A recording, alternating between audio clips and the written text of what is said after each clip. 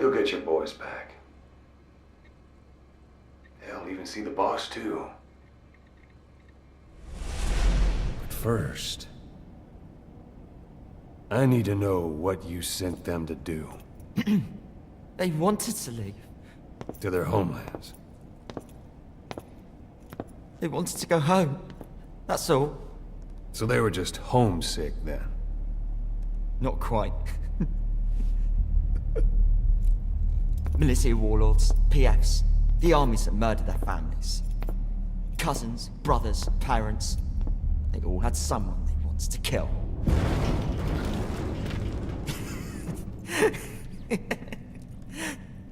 I told them, last chance to face the world with no regrets. Last chance? You better be ready for your drag back here. Ready to face the world as enemies.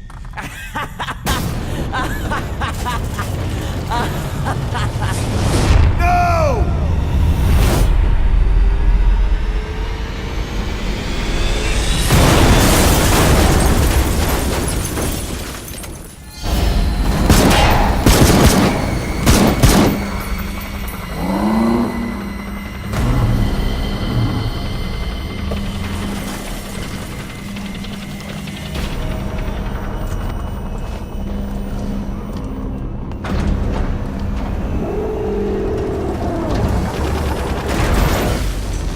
Not like you! Goodbye, Father. I don't need you anymore.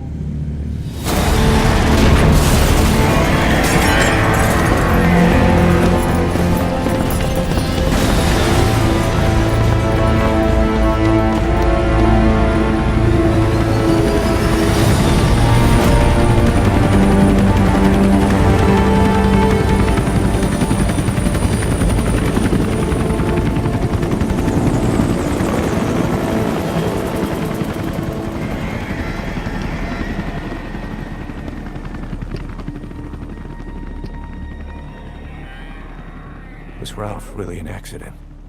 Or did Eli just rig it to stir up the boys? Either way, he had to have been planning for this all along. Bidding farewell to the world.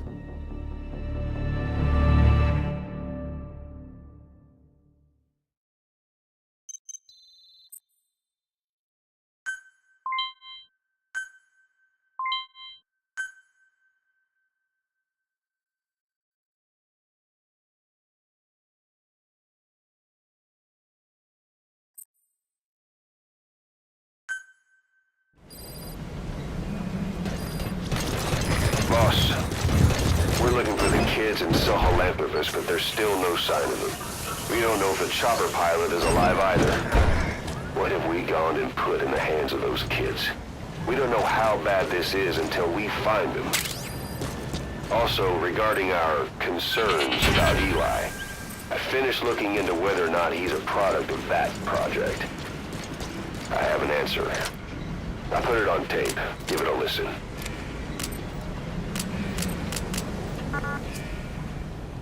Boss, I've updated the mission list.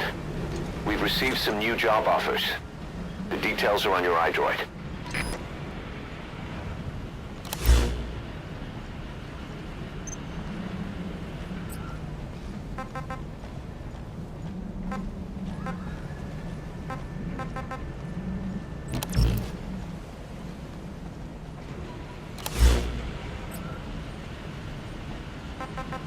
Please select a mission.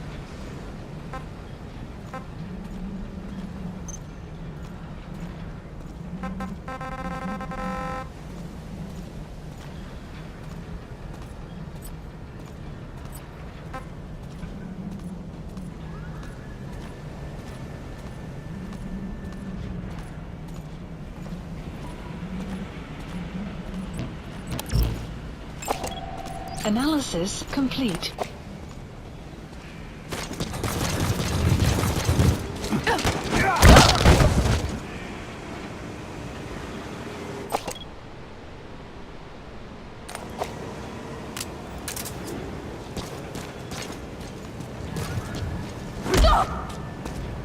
Oh.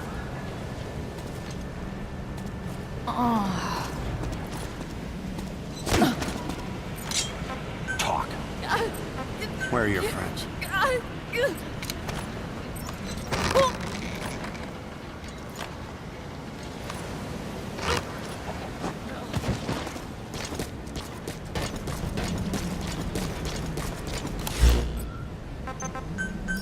Police landing zone confirmed. Roger.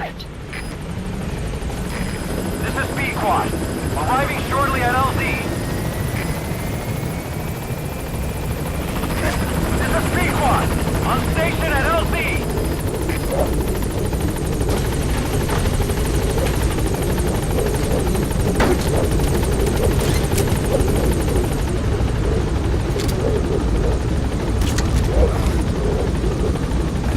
Gaining altitude.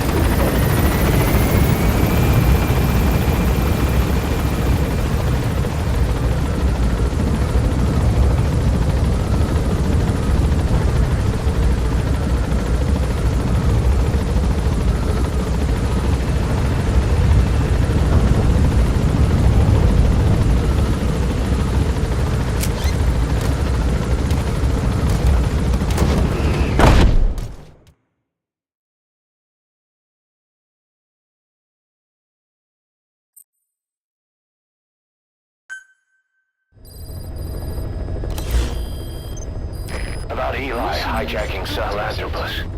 We know how he got it moving. It was Emmerich. He used the kids in the staff living quarters to carry out his repairs. We got the details on tape.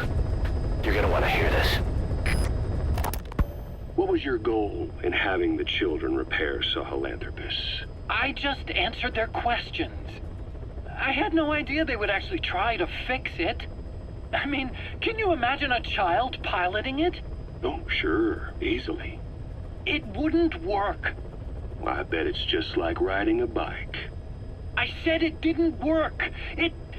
Who did you try? I didn't. Did you put your son in it? We never did that. His name was, Hal, wasn't it? I thought you said you never saw his face. But you made him pilot Sahelanthropus. You used him in your experiments. He wanted to get in. It was such a short time we had. So he was with you. We were happy. You're still happy now. Changing your lies to suit the listener and getting by slipping through the cracks. Building layer upon layer of convenient stories until nothing means anything to you anymore. You're happy all the time because you don't even notice you're doing it. Think hard. Who are you really? You're not a victim, and you're not the silent majority. You're a perpetrator and a petty hypocrite. The real world doesn't make you suffer. It's the other way around.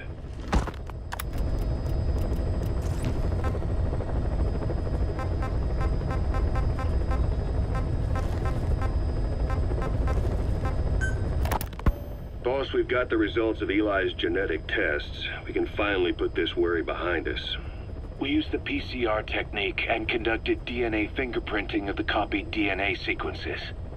Neither is mainstream science yet, but the concepts and procedures are sound. Both tests say there is 0% chance that the two of you are blood relatives, meaning the results are negative. He's not your son, nor is he your clone. He's just another person. It was 12 years ago that Zero made plans to clone you.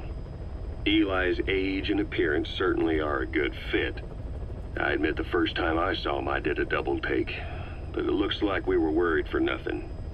Eli isn't your clone, though you might still have one somewhere out there. But if Eli isn't the boss's clone, why does he seem so obsessed with him? Not to mention having one hell of an attitude for his age. I don't know. Learning the truth about himself, cursing the fact he's a clone, bearing a grudge against selfish adults, and coming to hate who he was cloned from. Big boss. If that were really the case, I could understand it. I might even feel a bit sorry for him. But no clone could have a totally different DNA fingerprint. And the test left no room for error. You yourself were there when we drew Eli's blood sample. Come to think of it, when we went to OKB-0, he'd snuck onto a chopper and was there. Yeah. He was acting strange even then. Or actually from a little before that time. That was exactly when we began these tests. Maybe he suspected something when we drew the sample, not knowing what we were doing to him, and becoming mistrustful of us. Hard to say. Eli's had an attitude problem from day one. So what is he then? Well, if he's gonna tell us that himself, we'll need to get him to open up more first.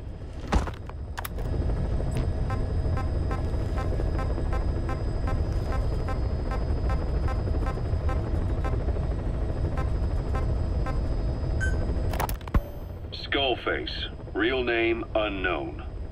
Born in Hungary, more specifically northern Transylvania after it reverted to Hungary from Romania. While he was young, the country allied with Germany as part of the Axis powers, but later during the war, it came under Soviet occupation. The Hungarians struggled for independence, but the Soviets came down. Hard. Just like he said, time and again the country was ruled by a foreign tongue. When he was a young boy, he lost his native language, the bedrock for any developing child. His country, his family, his face, his identity, everything was stolen from him. All he had left was his skull. Skullface first tried his hand at espionage during all the chaos from the war. Agents, military officials, and soldiers who operated out of Hungary during the war vanished over the course of several months. This Soviet spy hunt rocked the counter-intel world. Mysterious fatal illnesses, accidental deaths, drownings, people having strokes behind closed doors. Just like Stalin, no one knew who was behind it. But all you need to do was look for who had the motive. They were all taken out by a man without a face. And now we've got an idea of how he did it too. He'd gotten revenge for his people, but he wasn't finished. Skullface defected to the West, eventually ended up with the SAS. That's where he met Zero. It's possible he began planning this whole thing back then. It's hard to say. In any case, Zero made him his XO. He always did have a thing for oddballs. But this one was set to lead a unit no one else would know about. When Zero created Fox, he also formed XOF as a support team. An unconventional special forces unit designed to support Fox, make it stronger, with Skullface giving the orders. Zero never even told the boss about it, nor the CIA, naturally. If Fox was Zero's silver bullet, XOF was the recoil when he pulled the trigger, just like Newton's third law. While you were with Fox, Skullface was operating behind the scenes. Sometimes as your backup, sometimes as a mole or a scout, sometimes as your cleanup crew. Fox's tale, making sure the mission succeeded and that you survived. We only have his word to go on, but Skullface's goal was revenge against those who'd use language to subjugate people. Those corrupting a people's identity by forcing a new tongue on them. Those using the power of language to control information. Naturally, that set his sights on Zero. To Zero, English was simply the most convenient code. But to Skullface, English was a parasite. And by eradicating it, he'd stop the world from being eaten away. If that didn't work, he was ready to see the world scorched by nuclear fire. To save language, culture, and race from annihilation, he was willing to overstep the hands of the doomsday clock. That is, of course, if you believe anything he had to say.